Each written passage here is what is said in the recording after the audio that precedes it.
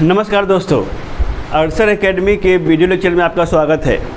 आज हम लोग पढ़ने वाले हैं गॉस सीडल इटरेशन मेथड, जो कि बहुत ही इम्पॉर्टेंट टॉपिक है, जो कि आपके सेमेस्टर 1 और सेमेस्टर 2 में जो है एक लॉन्ग क्वेश्चन में पूछा जाता है। आप इसको अच्छे से समझेंगे। किसी प्रकार की कोई परेशानी होगी आप उसको जो है कमेंट बॉक्स पर लिख देंगे, मैं उसको जो सॉल्व करके आपको बता दूंगा। तो चलिए गॉस सीडल इटरेशन मेथड के बारे में हम बात करते हैं। मेथड है क्या, यूज क्यों करते हैं। तो basically Gauss Seidel iteration method का यूज जो है हम लोग साइमल्टेनियस इक्वेशन को सॉल्व करने के लिए क्या करते हैं। जैसे कि देखिए यहाँ पर 3 साइमल्टेनियस इक्वेशन दिया हुआ है, एक ये 3 इक्वेशन दिया हुआ है और तीनों इक्वेशन को सॉल्व करना है। और सॉल्व करने के बाद एक्स वाई और जेड का वैल्यू निकालना है, एक्स वाई और जेड का वैल्यू निकालना है। तो कैसे करते हैं आइए सीखते हैं। एक बात आप ध्यान ये रखेंगे इसमें कि जो भी इक्वेशन लिखा रहता है, 3 इक्वेशन लिखा रहता है, ये डायगोनली डोमिनेंट होने चाहिए। डायगोनल डोमिनेंट करने का मतलब क्या है, जो भी इसके डायगोनल में एलिमेंट है वो रिमेनिंग 1 से ग्रेटर होना चाहिए, बड़ा होना चाहिए। इसके बारे में हम लोग जो है प्रीवियस जोकोबी इटरेशन मेथड में पढ़ चुके हैं, वो उसका लिंक जो है डिस्क्रिप्शन बॉक्स में दे रखा है, आप वहाँ से चीज़ों को सीख सकते हैं। तो आइए स्टार्ट करते हैं। क्या कहते हैं गॉस सीडल इटरेशन मेथड। तो गॉस सीडल इटरेशन मेथड में फर्स्ट ऑफ ऑल क्या करना है, आपको 3 इक्वेशन इस तरीके से दिए रहेंगे। तो क्या करना है, बारी बारी से तीनों इक्वेशन से आपको एक्स वाई और जेड का वैल्यू निकालना है। जैसे कि इस इक्वेशन के बारे में हम बात करते हैं, तो यहाँ से x निकाला हमने, तो x इक्वल टू क्या हो गया, ये x जो निकलेगा y और z के फॉर्म में निकलेगा, y जो निकलेगा x और z के फॉर्म में निकलेगा, और z जो निकलेगा वो x और y के फॉर्म में निकलेगा। तो कहने का मतलब क्या है, x तो देखिए ध्यान से 27x + 6y - z equal to 85 है।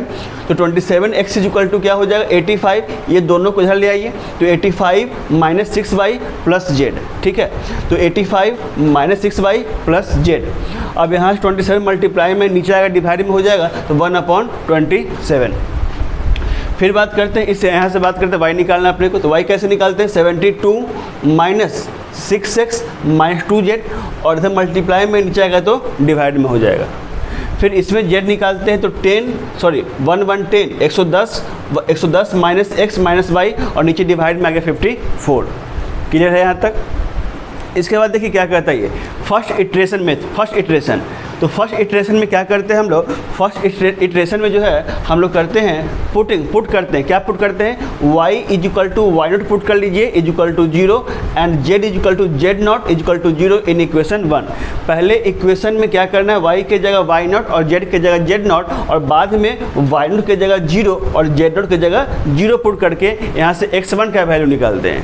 कहना क्या चाहते हो उसी को आप अच्छे समझे। जैसे कहने का मतलब यहाँ पे क्या, x का वैल्यू ये दिया हुआ है, मैंने लिखा x1 लिखा। जब x1 लिखा, x1 इक्वल टू क्या 1/27, 87 - 6 y की जगह y0 + z की जगह z0, ठीक है। तो ये सब काम हमने किया। अब यहाँ से क्या है कि y0 की जगह 0 पुट कीजिए और z0 की जगह 0 पुट कीजिए। जब पुट किया तो पुट करने का वैल्यू क्या आ गया 3.15।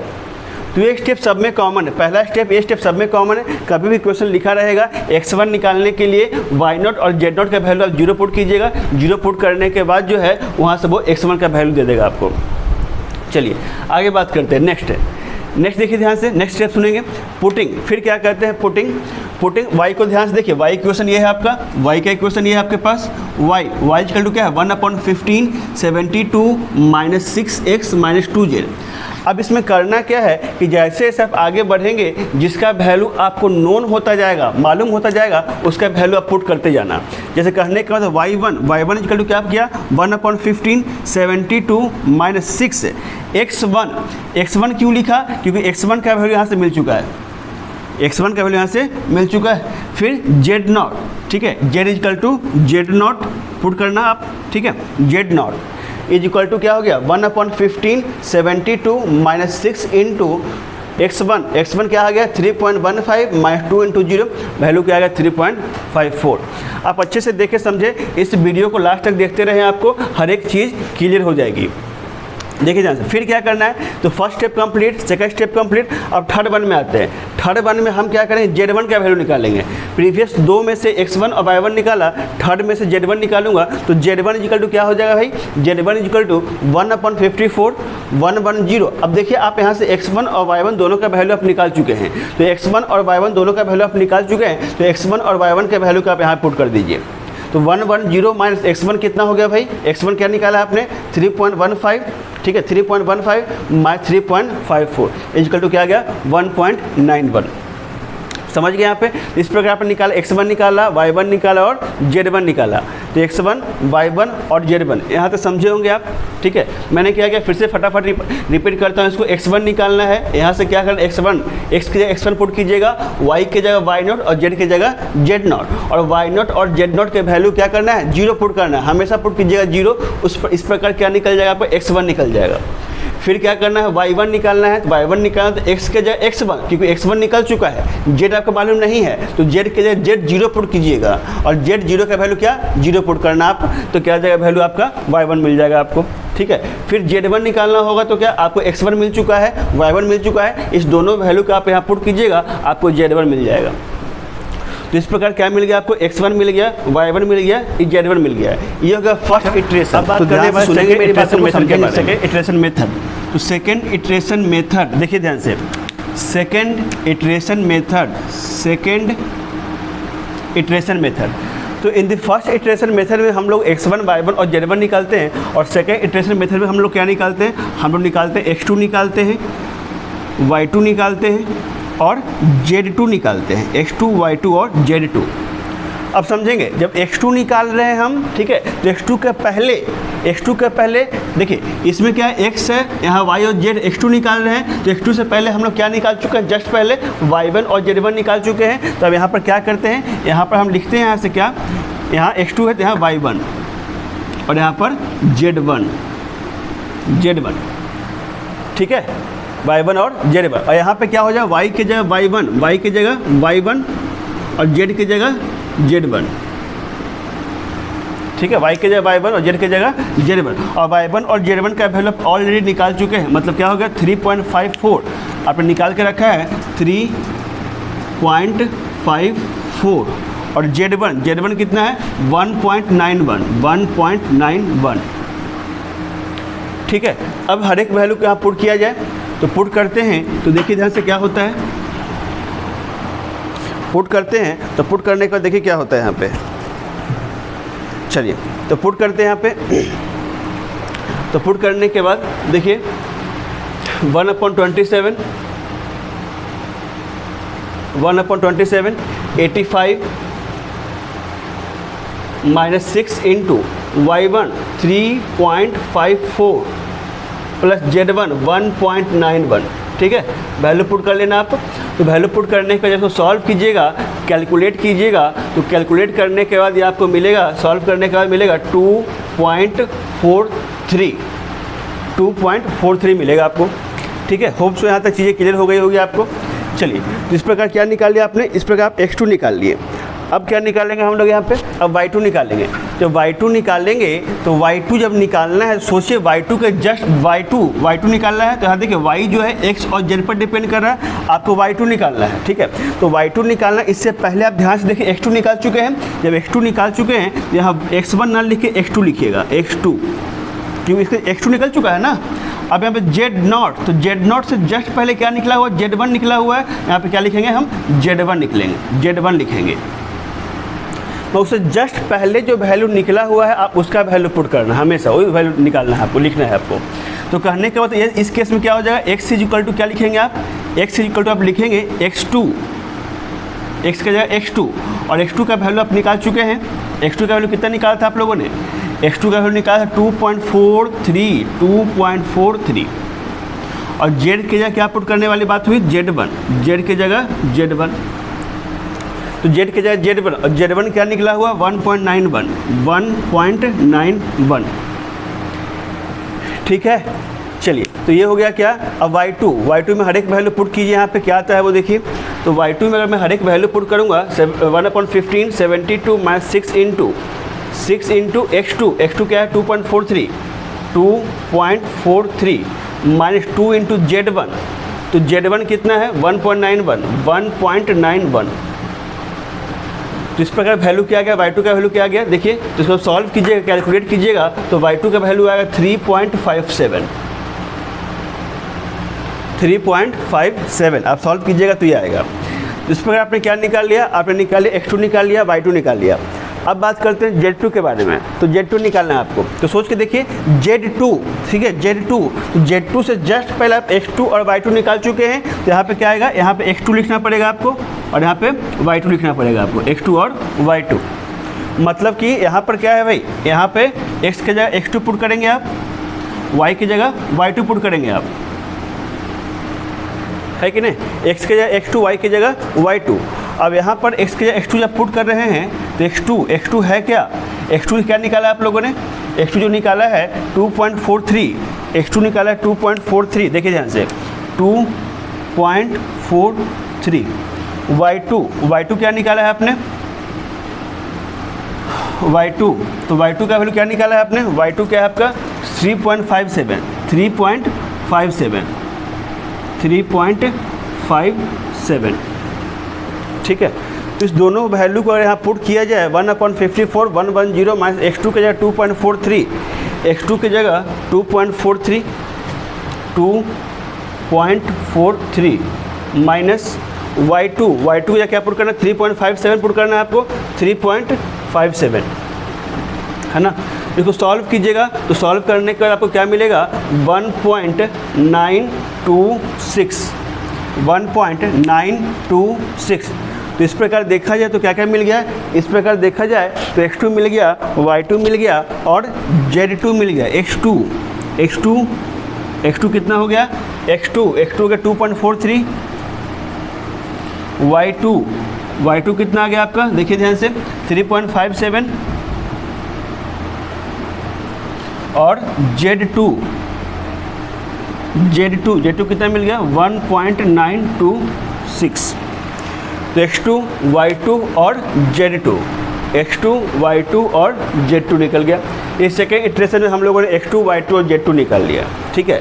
थर्ड इटरेशन मतलब देखिए एग्जाम में ऐसा लिख के देता है कितने इटरेशन तक जानना है, अगर नहीं लिख के देता है तो 3 इटरेशन तक जाकर छोड़ दीजिएगा, ठीक है। 3 इटरेशन तक जाकर के आप छोड़ देंगे। ऐसे रूल तो कहता है कि जब तक करते रहना है जब तक 2 लगातार इटरेशन में x का वैल्यू, y का वैल्यू और z का वैल्यू लगभग सेम ना आ जाए, ठीक है।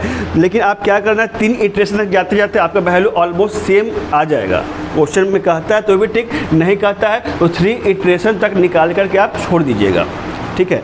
तो अब यहाँ तक सीख लिए होंगे आप। तो ये जो हमारा सेकेंड इटरेशन मेथड था, अब आते हैं हम लोग थर्ड इटरेशन पे, ठीक है। तो सेकेंड इटरेशन हो गया है, थर्ड इटरेशन देखिए ध्यान से, थर्ड इटरेशन। तो थर्ड इटरेशन में क्या होना है, तो थर्ड इटरेशन में बेसिकली हम लोग निकालेंगे X3 निकालेंगे, Y3 निकालेंगे और Z3 निकालेंगे, X3, Y3 और Z3। जब X3 निकालेंगे तो यहाँ पर क्या हो जाएगा, इससे पहले आप जस्ट पहले किसका वैल्यू निकाल चुके हैं, जस्ट पहले Y और Z होता था तो आप Y2 का निकाल चुके हो, यहाँ Y2 हो जाएगा और यहाँ पे क्या हो जाएगा Z2 हो जाएगा।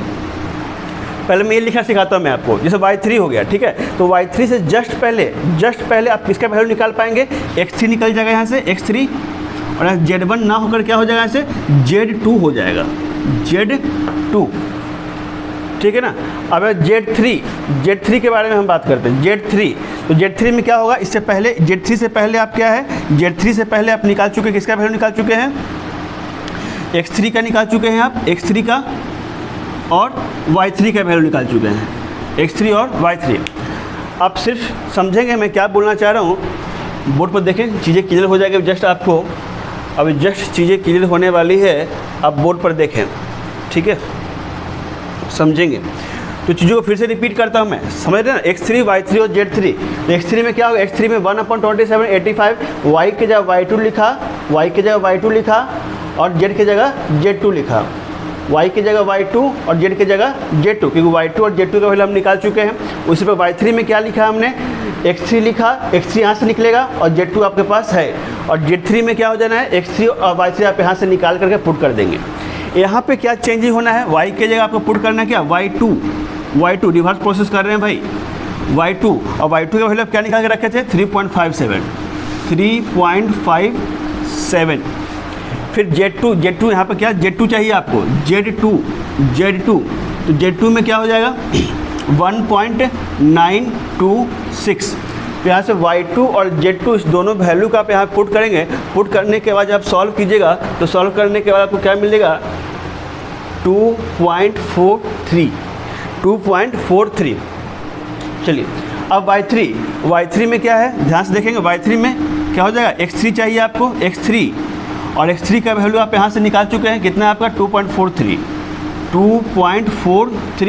और z की जगह क्या चाहिए, z2 चाहिए, z की जगह z2, और z2 क्या निकाले थे आप, 1.926। क्लियर हो गया यहाँ तक। चलिए अब यहाँ से x3 और z2 दोनों का वैल्यू आप यहाँ पुट कीजिए, तो पुट करने के बाद जो आपको मिलेगा यहाँ से 3.57। फिर यहाँ पे क्या हो जाएगा भाई, देखिए आप x3 का वैल्यू क्या निकाले हैं आप, x3 कितना है, 2.43 है आपके पास, x3 2.43, y3 कितना आपके पास, देखिए y3 क्या निकाला आप लोगों ने, 3.57 निकाला है। फिर से इस वैल्यू को यहाँ पर पुट कीजिएगा, तो पुट करने के बाद जो है जब सॉल्व करेंगे तो पुट करने के बाद मिलेगा 1.926 ही मिलने वाला, 1.926। तो x2, y2 और z2, अब अगर ध्यान से, अच्छा ठीक है, x2, y2, z2 का वैल्यू ये है, सेम वैल्यू आया है क्या, x3 का आया है, y3 का आया है और z3 का आया है, x3, y3 और z3 है कि नहीं।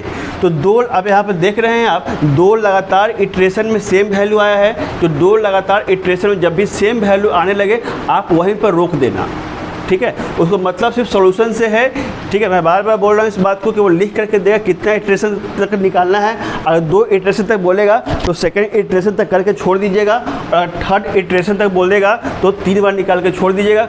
कुछ नहीं बोलता है तो 3 इटरेशन तक आप निकाल करके छोड़ देना। रूल कहता है कि लगातार 2 इटरेशन में सेम वैल्यू आता है, वही उसका आंसर हो जाता है। तो हेंस इसका सोल्यूशन क्या हो जाएगा, एक्स वाई जेड का वैल्यू क्या हो जाएगा, हेंस यहाँ पर लिख सकते हैं, hence solution of this equation is, hence solution of this equation क्या हो जाएगा, x का वैल्यू हो जाएगा 2.43, x इज इक्वल टू लिख सकते हैं 2.43, y इज इक्वल टू 3.57 और z इज इक्वल टू 1.926। ये इसका फाइनल आंसर आ गया, ये इसका फाइनल आंसर आ गया। यहाँ से समझ गए होंगे आप।